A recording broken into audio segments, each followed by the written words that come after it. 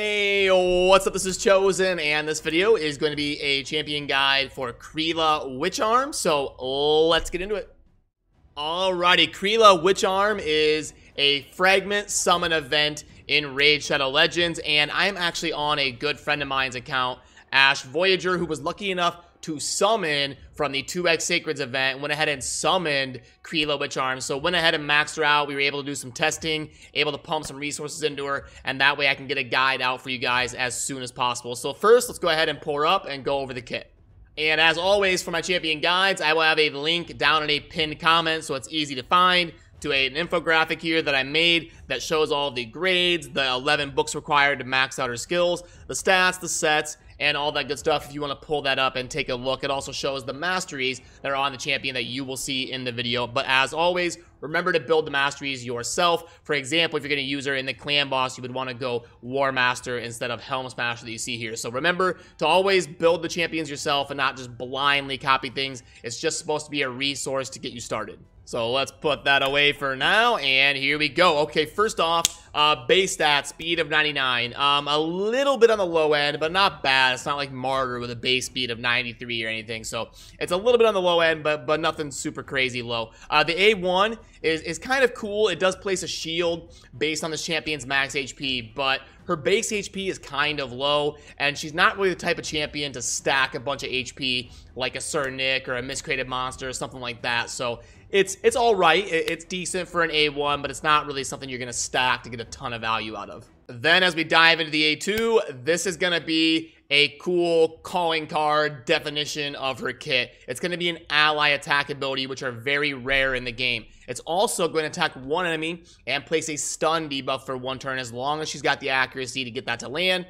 And then we can see here has an 80% chance of teaming up with 3 random allies to attack a random enemy. Now, you can target her attack. You can have her run in and target the stun. The ally attack part of it is going to be a random effect. They're going to attack a random enemy, and they're going to use their default skills. So her ally attack ability works a little bit differently than the other ones, like Lonicus the Chosen, Longbeard, Catacomb Counselor. It's got a lot of different mechanics going on that make it a little bit different. And an unfortunate thing about hers is it does need the books to go ahead and get that from an 80% chance to 100%. The ally attack part is not going to be reliable unless you are not, I shouldn't say not reliable. It's not going to be really reliable. It's not going to be guaranteed unless you're willing to invest the books to go ahead and get the 4 upgrades to level 5 on the A2 here for her. And then the A3 is going to be place a 50% increased attack buff and a 30% increased crit buff on all allies for 3 turns, then attack all enemies. And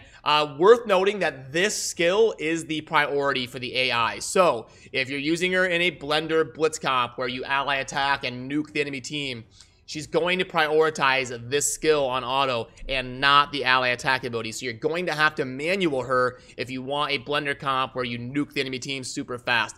That makes her a little bit worse on a defense. If you're trying to use a Blender comp as a defense and use her as that, she's going to use this buff. And then if you built a Blender comp around her, odds are you're going to get nuked down when the other team goes, and it's not going to be very good on offense. So that is something you definitely want to take note of. Also, her multipliers are pretty good for, when you compare her to other champions, other, ally attack champions, her multipliers are pretty decent.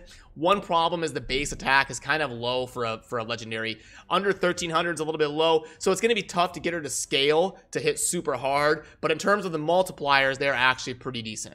And I will dive in and show you the gearing process and all that type of stuff and show you the Kreela that we've got built on this account. But first, there's a little video that I recorded that I want to show you. So let's go ahead and pop that up. So this is going to show we've got the A1, the A2, the A3. And it'll show that when I hit auto, if I move here, you can see it a little bit. When I hit auto, she's going to do the War Weirding, the A3. It does the buffing and the AoE attack. So then, now that that's on cooldown, you'll get to see the ally attack proc and what it looks like. So here we go. She runs in, she stuns, then she runs back, and then she either procs the ally attack or not. You can see it proc the 4 ally attacks, but because Errol runs in and kills the target, that is the end of the ally attack. The other ones will not do anything because the target was killed. So I'll show you that again just in case you're curious. You get to see here that she does prioritize the war weirding. If I go ahead and hit auto right here, I can't really point in that direction. I tried right here. I hit the auto. She does the war weirding, which is the AoE self-buffing. Then, now that that's on cooldown, I can go ahead and auto. She will do the ally attack. It's kind of a funny animation because she runs in, stuns, runs back, then ally attacks. So she kind of does two different animations. And then you can see her place that ally attack, then run in again. Air all joins in. And that once the target is killed, the other ones don't join. So it's just kind of the end of the ability if you do get a kill on that ability. So just keep that in mind, those type of things when you're using Kreela in your own arena matches and dungeons and all that. So here is the Kreela that we've got built on this account, and we did test her in terms of dealing damage and damage output. So she is in Relentless and Divine Offense. She's mainly really good versus dungeon waves and arena, so the divine sets are fine in her. You'll get some value out of the shield here and there. She's going to be a high speed champion because you want her to go early in the rotation because of that ally attack. And Relentless can be decent on her, Relentless, Reflex, stuff like that, so you can cycle through and do those ally attacks as often as possible. Now on the banner, accuracy's not bad, so you can place that stun pretty reliably. And then we're going to synergize our amulet and our gloves. If you're going to build her as a support, you're going to want to go tanky on your gloves and your amulet. If you're going damage, you want to go crit damage and then crit rate or crit damage on your gloves, depending on which substats you're using on your gear. The ring is just going to be a stat stick. Flat defense with lots of attack is definitely viable, so this ring's pretty good on her. We're almost always going to go speed boots. Like I said, you want her to be a high speed champion, cycling through turns, going fast in the arena so you're not getting cut in, so you're getting value out of those ally attacks. And then the chest, this went the tanky route. Defense percent chests are fine on her because her base defense is pretty decent for an attack champion at 1222. It's not like 980 or something. So if you want to blend kind of a hybrid build, this is kind of a general utility build. Really any chest can be all right on her as long as the stats are pretty good on it. And then we already talked about the gloves, and the top ones are pretty simple. You're going for your best blend of speed, damage, stats, accuracy, all that good stuff. But I'll show you these just in case you're curious. And then I want to slide on over to the skills and touch on the booking process for her. Now, it is unfortunate that to get a lot of value out of her, we do need to at least book this A2, at least the buff chances.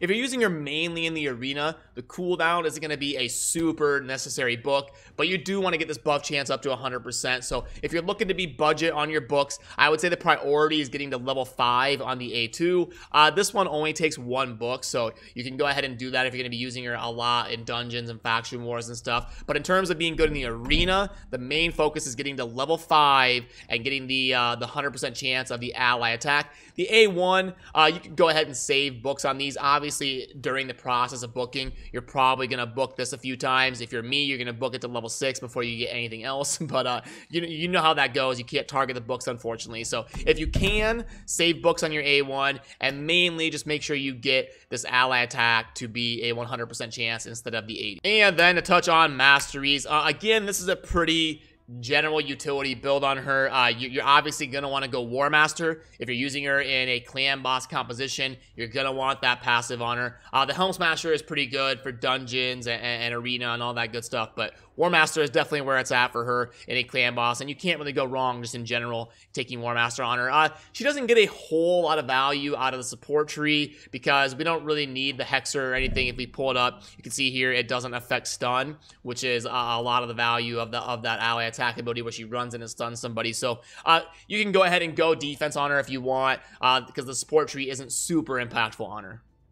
And now I've got an arena match pulled up, so I want to show you how it will look for her in the arena if you're using her in one of these offensive nuke comps. Now, this is the very start of the fight. You can see here we've got the Arbiter going first, and then you want the Kreela going second, so you can go ahead and flood in after your booster to do those ally attacks. I've got the Biggin and the Sinesha in there for the AoE clears when they do the ally attack. So if we auto our Arbiter, we're going to go ahead and boost up. Now our Kreela takes a turn. Now remember, you can't auto here, so if you want to do the ally attack, you're going to have to manually select the A2 and then run in and target somebody to stun. Now, if you auto, she's going to do the War Weirding, like I said, so be careful on that. You're going to want to select the A2 and then pick someone to stun. So you want to pick either You don't want to do a force champion because if she hits weak, she's not going to stun them. So ideally, you're going to run in and target somebody that's not force and somebody that has the potential to live through the ally attacking. So a good target here would be Arbiter. We'll run in, target the Arbiter, hope to stun,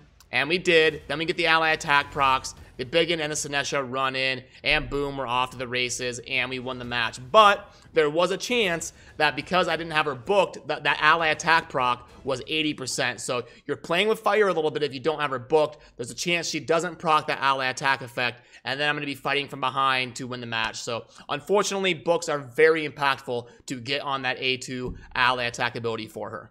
And now I've got the rating systems pulled up. Let's go ahead and rate her live in all the different areas of the game. Recommended artifacts, speed and HP, could be worse. At least they're driving home the fact that you're going to want good speed on her.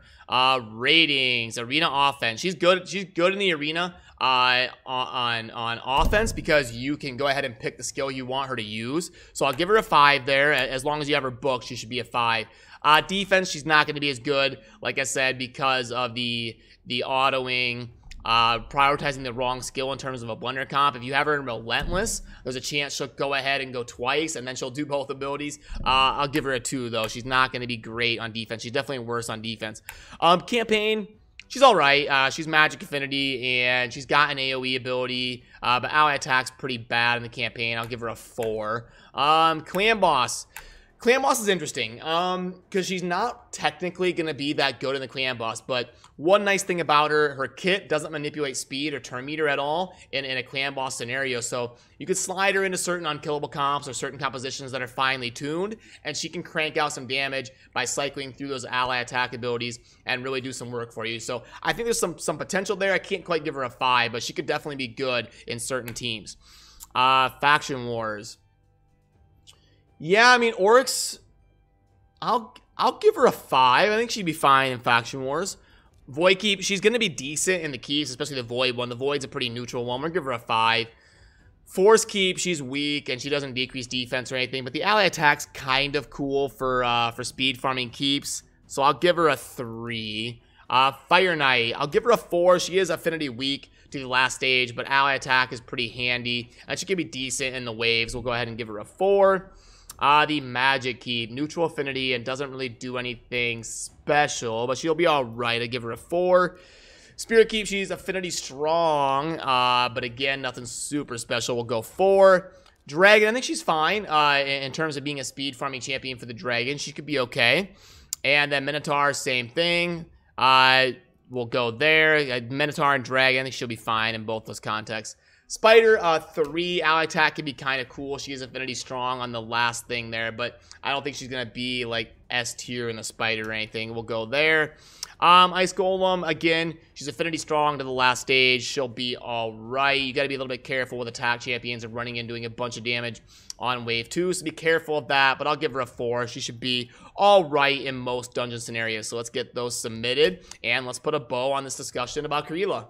So yeah, remember, I will have that infographic down in a pinned comment if you want to pull that up and check that out. But one thing I do want to know from you guys is your opinion on the fragment structure, fragment summoning event type thing going on right now, because there's a lot of conflicting opinions. Some people like it, some people think it's horrible, some people are neutral about it. So I do enjoy reading your perspectives to see what you think about the fragment summoning event and kind of how you're feeling about it so far, now that we're kind of in the middle of the process and we're kind of going after Kreela as a community here, and what you think about her as a champion. I've got her rated as about like the 30th best legendary. There's about 92 legendaries. I think she's got potential, and you can build some cool teams around her, do some cool things, have some fun in Faction Wars with her. I think she's all right. I think the book structure, the skill structure is a little bit unfortunate, and the AI is a little bit suboptimal, but I think there's definitely some cool things you can do with her. So all in all, a pretty solid legendary, and I've got her as above average and in that